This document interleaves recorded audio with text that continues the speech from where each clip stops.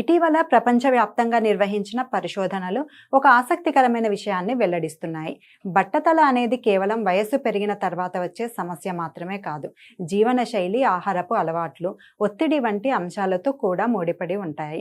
ముఖ్యంగా ఐరోపా దేశాల్లో జుట్టు రాలడం సమస్య ఎక్కువగా కనిపిస్తోంది. ఈ జాబితాలో స్పెయిన్ మొదటి స్థానంలో నిలిచింది. అక్కడ సుమారు 44.5% పురుషులు బట్టతల సమస్యను ఎదుర్కొంటున్నారు.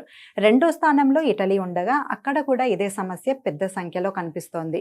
ఫ్రాన్స్ మూడో స్థానంలో ఉండగా గత 25 సంవత్సరాల్లో అక్కడ జుట్టు రాలడం గణనీయంగా పెరిగిందని నివేదికలు చెబుతున్నాయి.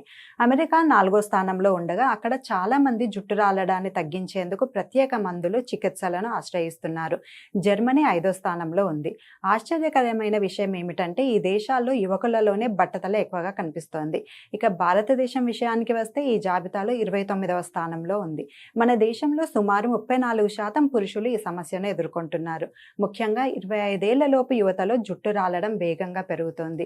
దీనికి ప్రధాన కారణాలు ఒత్తిడి, సరైన పోషకాహారం లేకపోవడం, నిద్రలేమి, మారుతున్న జీవనశైలి అని నిపుణులు చెబుతున్నారు. ఆరోగ్యకరమైన ఆహారం, సరైన నిద్ర, ఒత్తిడి నియంత్రణ జుట్టు ఆరోగ్యానికి ఎంతో ముఖ్యమని చెబుతున్నారు.